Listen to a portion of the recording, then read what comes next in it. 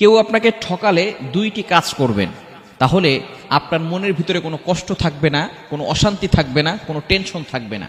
অনেক মানুষ এমন রয়েছে, মানুষকে ধোকা দেয়, মানুষকে ঠকায়, মানুষকে অপমান করে, ক্রিটিসাইজ করে, তুচ্ছ-তাচ্ছিল্য করে।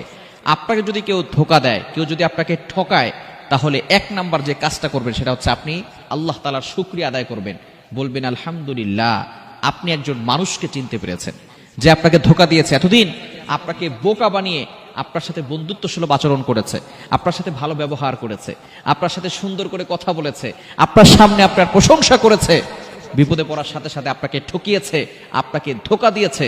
আপনি সাথে সাথে টেনশন না করে আপনি আপনার মুখ থেকে উচ্চারণ করবেন আলহামদুলিল্লাহ, আল্লাহ আমাকে একজন মানুষ চিনিয়েছে, যে মানুষ আমাকে ধোকা দিত সে মানুষটাকে আমাকে চিনিয়ে দিয়েছে। নাম্বার 2, দ্বিতীয় নাম্বার যেটা, সেটা হচ্ছে একেবারে চুপ থাকবেন এবং আপনি আল্লাহর উপরে ভরসা রাখবেন। মনে রাখবেন, যে আপনাকে কষ্ট দিয়েছে, যে আপনাকে ধোকা দিয়েছে, আপনাকে ধোকা দিয়ে সে কখনো বড়লোক হতে পারবে না, সে কখনো তার জীবনে শান্তি আনতে পারবে না। যে মানুষকে কষ্ট দেয়, মানুষের মনে আঘাত করে, আল্লাহ পাক রব্বুল আলামিন তাকে কখনো শান্তিতে রাখেন না।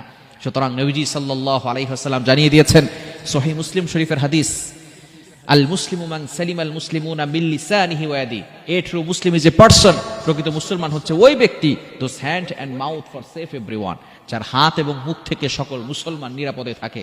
সুতরাং আপনাকে যে ধোকা দিয়েছে সে অবশ্যই কঠিন বিপদে পড়ে যাবে। আপনি শুধু সাইলেন্ট থাকেন, কিপ সাইলেন্ট, রিল্যাক্স, কুল, স্টপ, একেবারে চুপ থাকবেন এবং আল্লাহর উপরে ভরসা রাখবেন, হতাশ হবেন না।